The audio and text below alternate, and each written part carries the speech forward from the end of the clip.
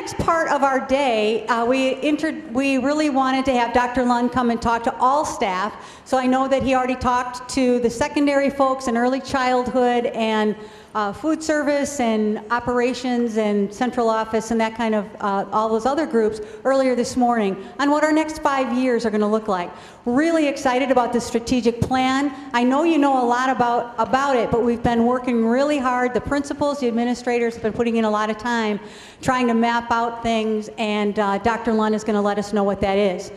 Just as a little housekeeping, when he is finished, he'll let us go to lunch, and that's off-site, and then be back here at the high school at 12:30, and we are in the cafeteria at that time. And there might be a few of you that are going to other places after that as well. So, Dr. Lunn. Good morning. I have a microphone. Good morning. Thank you for your time this morning. I'd like to share with you that we tried to find a renowned expert on strategic planning to come and speak to you today. A couple problems. Number one, they weren't available. Number two, they cost too much money. So you're stuck with me.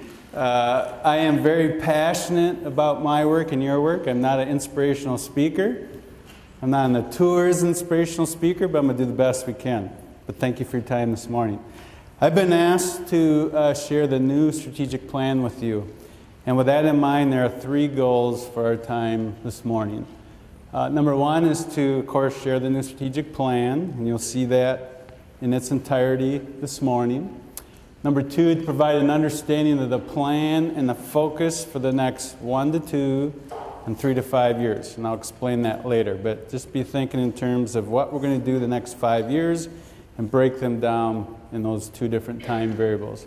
Then I want to discuss the next steps with you so you know what we're going to be doing together the next couple weeks.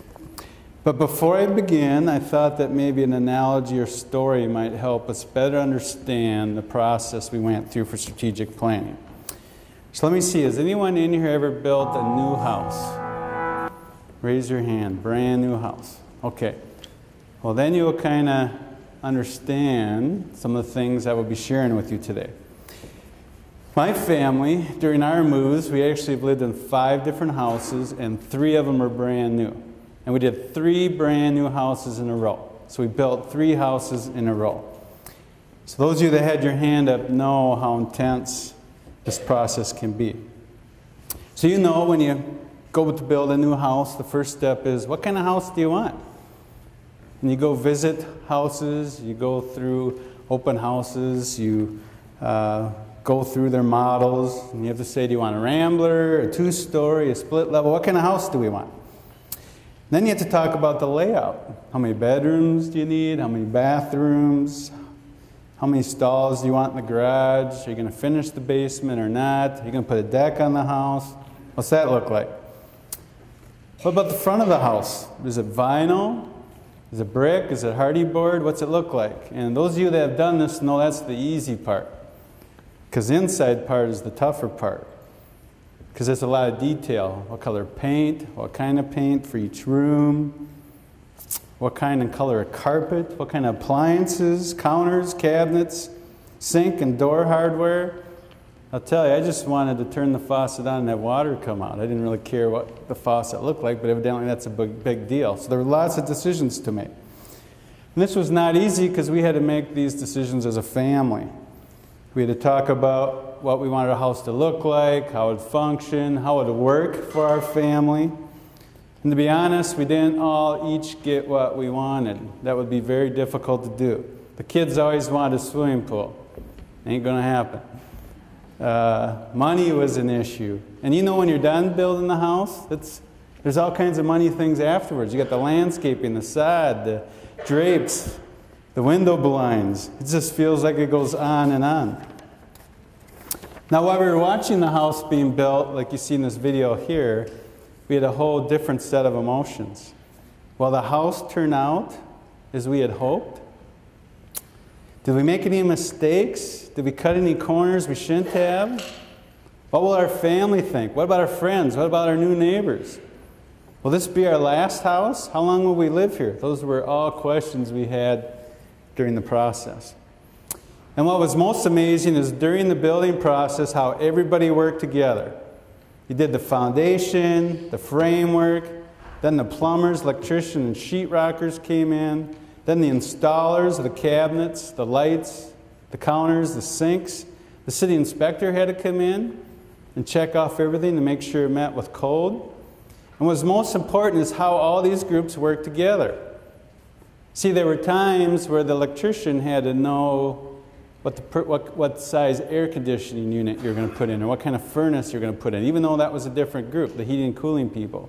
Because they had to make sure they had the right circuit and electrical box, the right wiring, so they had to know exactly what they needed to do together.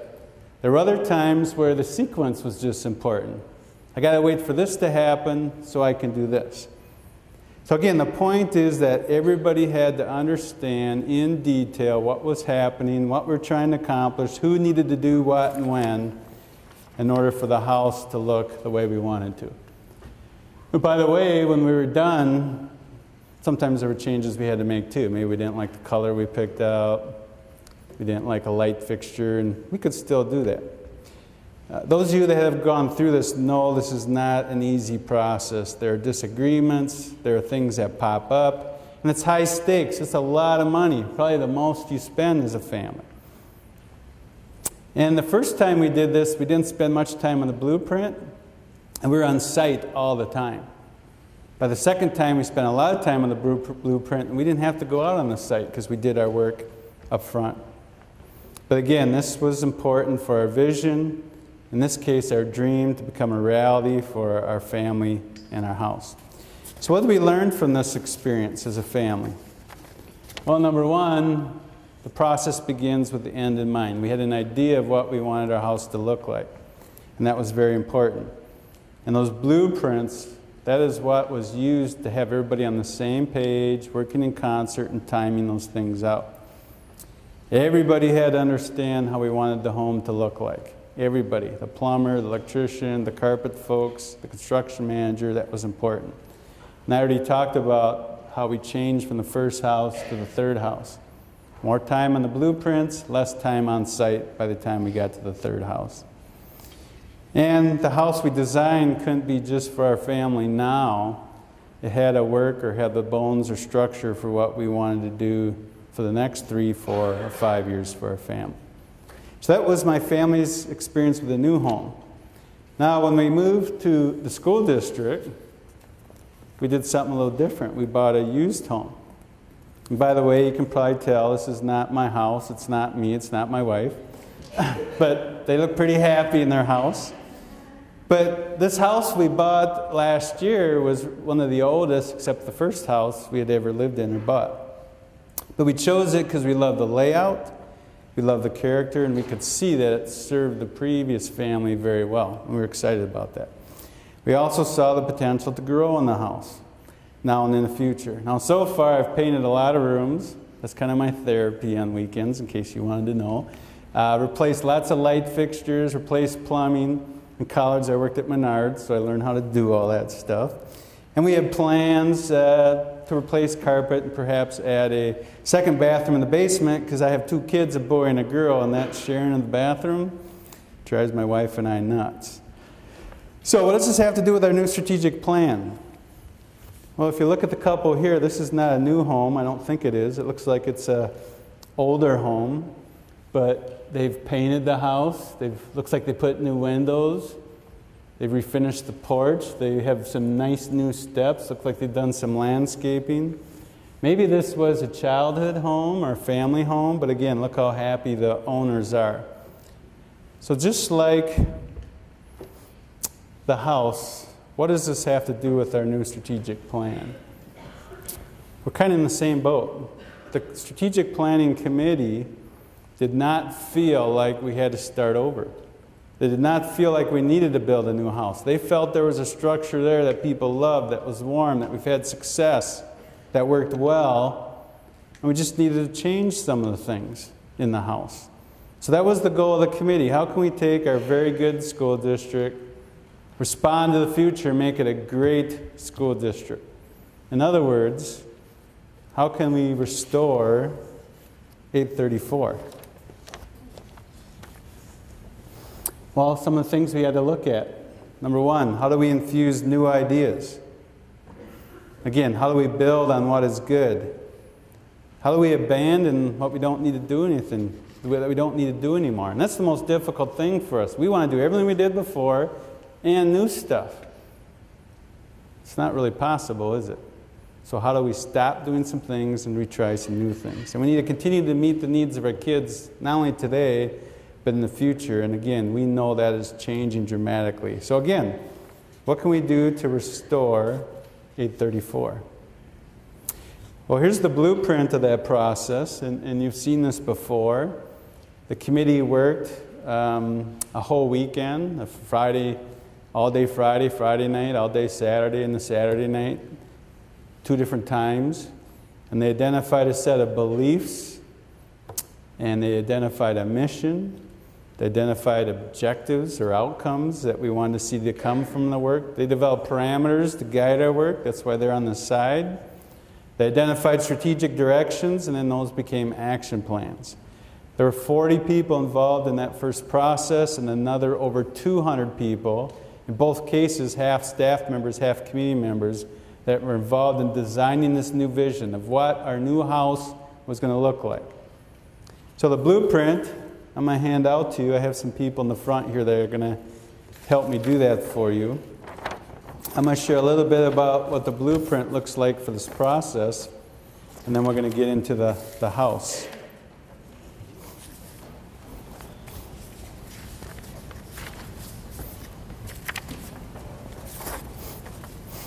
You can see on the front page are a lot of the things I just talked about. What are beliefs? And there are 9 beliefs. I'm not going to read them all to you, but if you can glance on them, it talks about the value of people, greater sense of self-worth. The community thrives when contributions are respected. Curiosity is essential for lifelong learning. Our future is dependent on outstanding leadership. Now, the definition of leadership for this group was very broad. It was all of you in this room. It was our students. It was the community members. It was our school board. Encouraging diverse perspectives to promote innovation. And this was a big one, too. They felt that people had to learn through failure, and it was okay. That's a little different concept, because we know when we work with our parents, they don't want kids to fail no matter what. But if you think back in your life, what are the things you learn most from? Your successes or your failures? I'm guessing it was probably from the failures. All people deserve the environment and opportunity to discover and maximize their potential, and relationships based on caring, honesty, and respect strengthen our community. We have one mission, so we have a new mission statement. And the words in red have significant meaning for what we're going to do and had meaning for the strategic planning group. So the mission of Stillwater Area Public Schools, in partnership with students, family, and community, is to develop curious individuals who are active and engaged leaders in an ever-changing world by challenging all students as they travel along their personalized learning pathways. You can see there we have a number of parameters at the bottom. There's 3 of those. So as we do this work, we need to make sure we're providing communications to our stakeholders. Excellence is our goal, and we're going to have to encourage and support courageous leadership. And again, the leadership is all of us. It's time to think about what we're doing and try some things different, and that has to be supportive. The objectives, that's what we measure to see if the strategic plan is becoming a reality, and how are we doing. And there's 7 of those. You can see nice bright colored dots there. I'm going to talk about that later on. Inside the document, you now can see our 10 strategies, and we've kind of organized them into clumps or themes, and you see a number of 56 specific results. Okay, the specific results came from the action teams when they were given the strategy. Each specific result has an action plan, so there are over 300 action steps. Now, a couple things. Number one, these are things to happen over 5 years. So what do those 56 results look like over 5 years? What do those 300 action steps look like over 5 years? Also, those action steps are what are recommended. So something that we have identified in the 5th year, things might change by then. But again, we have a guide of what we're trying to get to. Annually, there are planning meetings on the strategic plan to make sure it's still meeting the needs of our students, our family, our staff, and our community. These are the things the board is going to be asked to approve Thursday night, what I shared with you in this document. So I'm going to go back to this slide for a minute. This is the lessons from building the house, and I would argue they're the same things that guide the strategic planning process. Number one, we had to begin with the end in mind. The group went through lots of visioning activities of what kind of district they wanted and what they wanted for our kids. And that kind of created a blueprint like we have here. And again, the purpose of the blueprint is so we all are on the same page, we're all supporting each other, and we're connected with the community. Again, all of us in this room and in the district need to understand the vision and our role, otherwise it won't happen, just like the house. Okay, if we are not clear of what we need to do together and what the home is going to look like, it's going to be difficult to get there. We need to spend a lot of time up front. So again, there were hours spent on all these different things with that strategic planning group. Just on the beliefs, I think there were 8 to 9 hours. Again, that foundation, what does that look like for the work that we're going to do? And we also had to talk about how the school district needed to look now and into the future. So we've talked about the blueprint. Let's talk about the house. And we have a video with some of the people in the strategic planning group that are going to help do that for us this morning. If you look back in the education process and model of the last 60 to 80 years, not much has changed. The system we have now is based on what the world looked like 60 to 80 years ago, and it was very factory-based, content, knowledge-based. So we're preparing our kids to work in that world. Our schools aren't factories, and it's not like we're processing cans of Spam and each one is exactly the same. They're not. We have great differences among students, not just academically, but culture, background, interests, passions, and sparks. And we have learned that what the student's knowledge and what drives them is an important part of learning. So that changes the whole model of teaching. So the new model is you take into account a person's culture, their beliefs, their interests and passions, and you integrate that in the classroom because it adds to the richness of the classroom, and it also ties in passion in their learning, and I think that's better for everybody. Our kids and businesses are competing with people all across the world. The real world is teaching us that kids are successful and adults are successful when not only do they have the knowledge, but they're applying it in a strategic context for the now and in the future, and how do you capitalize that knowledge working with other people. People come to the table with different things that can be seen as strengths. Number one, we all learn differently, and that's a strength. And then if we can put a system or a process in place, which we can call differentiation, so that we can capitalize on that, the whole system moves forward. It isn't about creating a customized plan for every student, every moment of every day, but it's about the teacher stretching outside of their comfort zone to allow students opportunities at different times to really shine.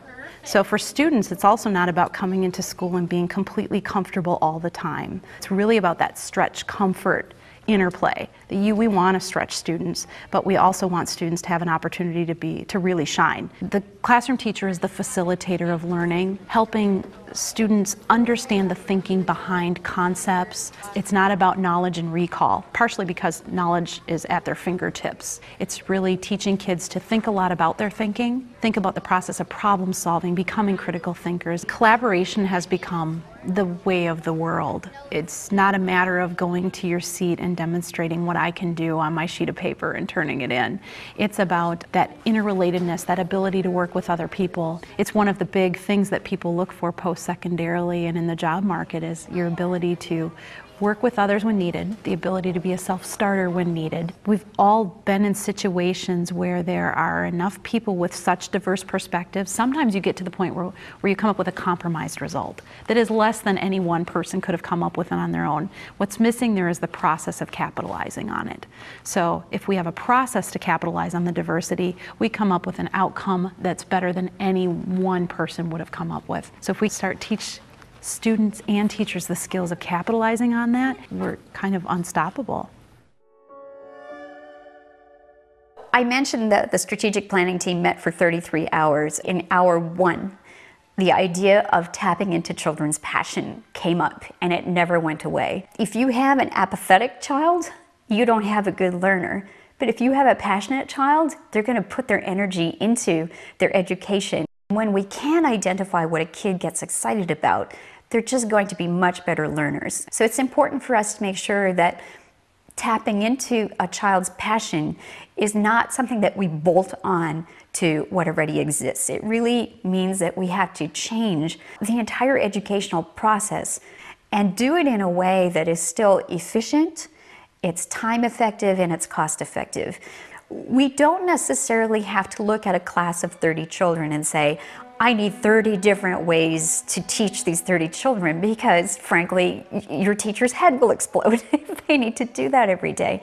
All of those kids can come together around one project, and they're all tapping into their individual passions, but the teacher is not necessarily having to now work with 30 different projects, but everybody is working to their strengths and their passions. You know, what I've just described is frankly how we as professional adults operate as well. And that is what we frankly mean when we say 21st century learning. 21st century learning has a lot to do with learning how to communicate effectively, learning how to collaborate with other people, learning how to make effective teams. That is absolutely complementary to passion-based learning. The nice silver lining in the process is I think it's going to make the education experience that much more interesting for the kids as well.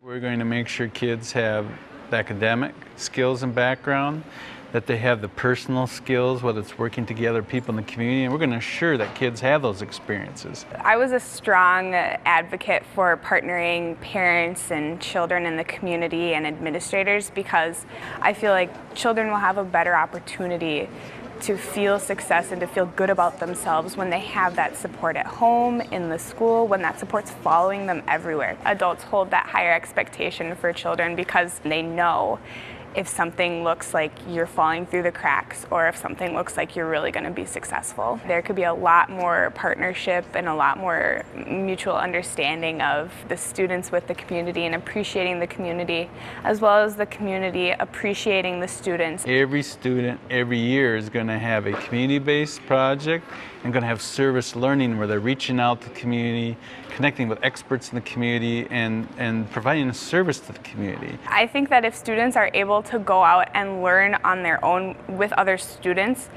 after they leave the Stillwater district, they'll feel like, you got to get out there. You know, I need to learn something today. I feel this excitement inside me to go and learn something new with someone new and understand something new. It's going to be instilled in our students so that once they leave, they're ready. There are a lot of people like me who are really involved in their community, involved in their neighborhoods, and committed to the schools that their kids go to or that their grandkids go to. So that's been really nice to see, and that really reinforces for me the feeling that Stillwater was a great place to come and live. If you have a sense of belonging in your community, it's a lot different than just a school setting. You feel more a part of something bigger. It's a big change. We're asking the community to come along with us to make some changes for the good.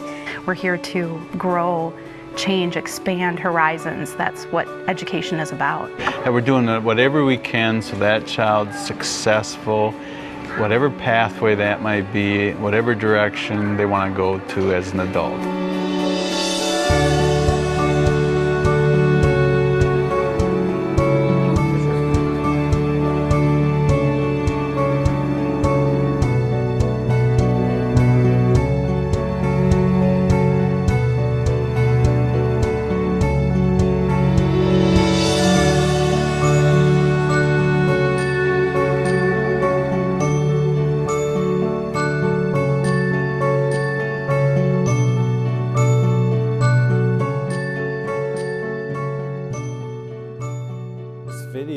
actually made by one of our parents, Jeff Brandt, who's a parent at Stonebridge. So we thank him for that.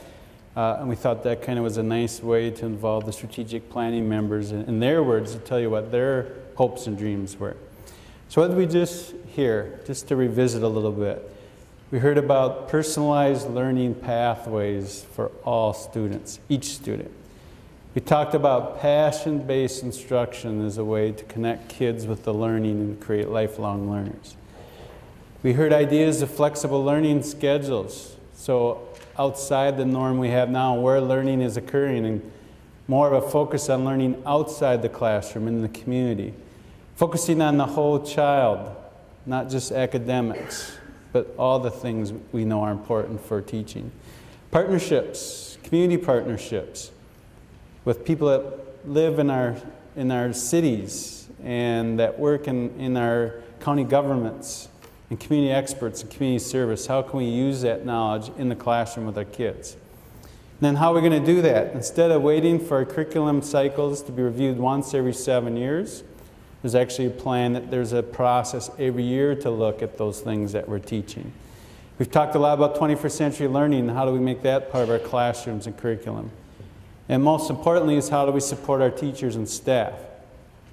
Now you're probably sitting there saying, I do these things. We've been doing these things. I've heard this message before. So what's the difference? Well, our hope is the strategic plan will make it different. In that right now there's pockets of those things happening. And right now you might feel like you're doing this alone with you or your grade level or your team, and you may feel the community doesn't understand it. Well, the power of a strategic plan, if it's done right, is we will be doing these things together. The community will understand what we're doing. You'll have help and support. There's all kinds of layers of support, and that we can work better together to make these things happen for our students versus in isolation. Okay, we spent some time on the blueprint, and now I want to talk a little bit more about what our house is going to look like. And this is where I want you to turn on the inside of your handout and look at the colored dots. One of the things we try to do is to make this more of a living document.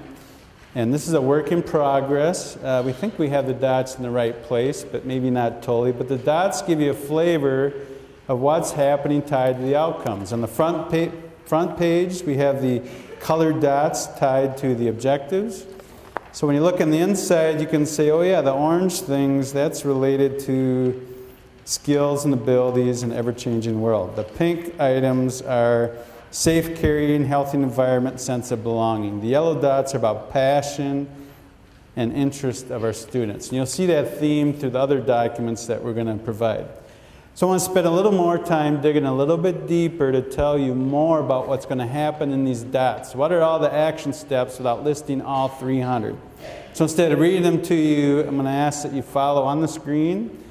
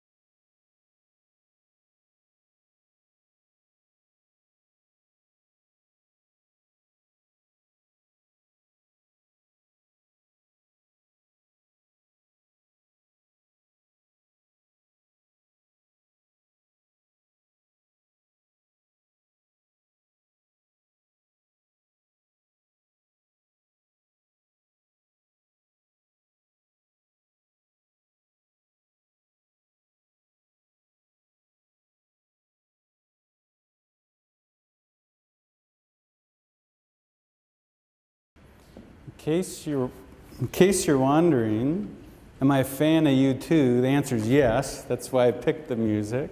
Also, I was looking for a picture this theme, and there wasn't a whole lot of them. But so far, I've talked an awful lot about sharing what this looks like. But I think we all know it's not the sharing, it's what we actually do. And I think that's the other difference in the past that I've heard, is we've had strategic plans in the past, we've had goals, we've had objectives, but for a number of reasons, we didn't quite do it. And I hear that in the community all the time. So I think the difference here is we have things embedded to make sure these are things we do and focus together to make them happen together. So what are some of those things? Well, number one, we need to continue focus on the needs of our students now and in the future. Again, I think we've had a long history of meeting the needs of our kids for many years, but how does that look different? Number one, we have to give the community a voice. Our community has some interesting demographics regarding which families have kids that are actually in schools. If we want them to support what we're doing, we need to communicate it and show that so they're involved. And that's how we build trust with the community. And this will be huge in the next 4 or 5 months. We need to talk to the community about what we want to do differently and how we need them to help us do these things differently. And with that, we have to change and think differently. Remember, it's not the new house, it's the renovating of the house. Well, there's some things we have to look at doing differently for what our kids need now and in the future. At home with my 2 kids, they learn incredibly different than I did when I grew up. I'm amazed almost every day what they're doing and the different skills that they need. To make these things happen, we have to take risks and we have to make courageous decisions. It's the only way we're going to make these things happen. And you will see in the action steps, there are some things that really change the way we do things. In my office, we've already had all kinds of discussions of how things look different. And I told the teaching and learning department every year they really need to look a little differently. If we're taking the goals and objectives from year to year and they change, how are we responding to do that to help you? The next point is crucial as well. How are we going to find the resources? And I'll talk more about that later, but we're starting that process as well. And again, I'll talk about that in a little bit. And most importantly is you don't have to do these things by yourself like you've always done them. We know there's pockets of these things. We're going to work together with the community, with the people in this room, and our school district to help and support the best we can. And there's a whole layer of support in those action steps that I didn't get a chance to share this morning. And the other thing is that I believe if we do these things that we can do it. We can do it together if we focus on these things and work together. Not by ourselves, but by working together. So next steps, just to go a little more detail. Number one, I already said all those things are divided over 5 years. We're going to spend a lot of time on years 1 and 2 because those are coming up and a lot of detail. And as you suspect, year 1 is not going to be a lot of change unless we use existing dollars, because any kind of a extra support from the community would come to us the second year. But we need to be ready for year 2 so we can plan for those things. If we know year 2 we're going to work at X, then guess what? Year 1 we have to plan and think about X. So we're a year ahead. 3 through 5 are going to be more general because a lot of things might happen in the next 3 to 5 years. And when those become years 1 and 2, will be a lot more details.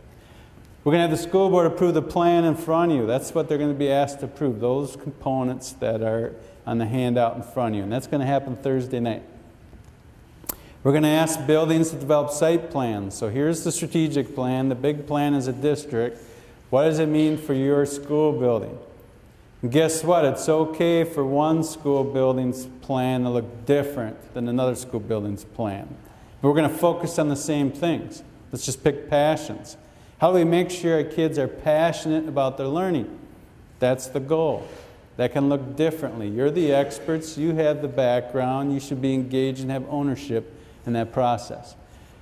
We have to make sure our job descriptions match the plan. I kind of alluded to my message to teaching and learning, how that needs to change. How do we use positions? How do we support each other? How do we work together? And the resource thing is huge. There are 3 things. Number 1, what are some existing resources we can use differently? And that's been the silver lining of the cost center budget process. There are a few things we're like, oh, no, we've been doing it that way for 10 years, spending money over here. Maybe there's a different way to do it, and maybe we can use the resources for something else. It's not always an easy conversation, especially when you've done it for a long time and people have overseen those things and there's been success for those things. But we're going to have to do that. The other thing is we're going to have to abandon what's no longer needed. And that's hard too, because we want to do everything we've always done and add to it, or other people expect that. Okay, but the risk-taking and the courageous decisions, what is most important for the kids now, and what must they have, and how do we prioritize those things? And the last thing is we are going to have a conversation with the community about new resources.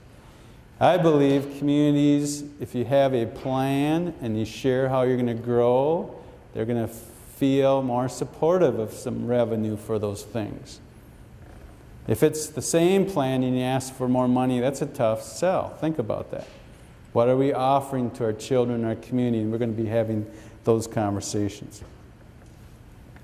So this is what it looks like. Like I said, Thursday, February 21st, we have the board approving the strategic plan. On March 2nd, that's a Saturday, that's an all-day learning session with the board. And they're going to be looking at the cost centers and the strategic plan and how they merge and connect together. Because you have to look at those things together. March 7th, the board will approve the cost center reductions. And we're going to bring them to year one in detailed plan I talked about. On the 21st, we'll give them a big view of all 5. We'll be sharing that with you as well. And then April 11th, we'll try to tie these things together for levy decision. So think of what we learned last year. You've heard me say this before. Last year we learned that what? It would be very helpful to let people know where their investment is going and what will happen if the investment is not renewed. Number 2, if we're going to ask for them to increase their support, we better have a pretty clear picture of what we mean by that, and everybody understands it. And number 3, we need time to explain this to folks. We didn't do those 3 things well last time. They will all be done by April 11th. And remember, last time we were within 1% of the community supporting that vision, at a time when less than 40% of our parents voted. So we should feel pretty optimistic about that. A clear list of what we're going to lose, a clear list how we're going to grow, time to talk to people about what our message is. That's the position we want to be in. Lastly, I really want to thank all the people that were part of the work of what I shared this morning. We had a strategic planning group of 30 people made up of staff and community members. We had over 200 people participate in the action teams. We had people facilitate those things. And that was all done on top of our other work. So thank you for that. I want to thank the school board because they trusted us in this process. There was some discussions of, well, is it the school board's strategic plan? Or is it our strategic plan? And of course, the later is what we moved to. So there's some trust building that was done there. So I want to thank all those people. And lastly, I'm sorry to read these things to you, but on the back of your page, on your handout, was a product the strategic planning group came up with. They were asked, what do you hope to hear in 5 years after we've done this? So again, what do you hope to hear in 5 years that we've done this? And I thought this was pretty profound. So the first thing, Stillwater schools have found the spark in their students. Through a transformational change, they have found the secret to learning. Student engagement and achievement have skyrocketed. As I walk through the hallways of Stillwater Area High School, the pinnacle of the Stillwater experience, one can sense there is an unwritten rule that guides students. It reads, when you are here, you will get better as a person and a student every day. It's pretty exciting to hear as a parent. Every single kid had a light in their eye and a big smile on their face. It was clear that every person in the building was excited about learning. And this last one I love, because you probably know exactly where the cafe is and exactly who the people who might be sitting there having this conversation. Just when I thought I couldn't get any better, I stopped into a local cafe. As I sat eating my meal, I heard a table of retired men and women, and what they said was profound. It makes me proud to see the great tradition of community continuing as a result of our schools. So that's the outcome of our work. Again, I know many of us are doing this already. We're doing it in pockets. We're doing it in isolation. We're not doing it with much help and support. This is different. We will work together. We will help the community understand. We'll create that support so that all our kids are having all these experiences and that we are playing a crucial, integral part in that. I believe this in all my heart. I've seen it work in other districts. I would not be here if I didn't believe that. You've heard me say this before. This is the best group of people I've ever worked with. And I've worked in 5 different districts in 25 plus years. You're bright, you're intelligent, you're innovative. If we can funnel and work together, the sky's the limit. So I want to thank you for your time this morning. Thank you for listening about our plan. I'm excited to work together. And they get a longer lunch break now, I bet, don't they? So that deserves a round of applause right there. So again, stay tuned for more. We're working very hard on this. Thank you. Have a great, great day.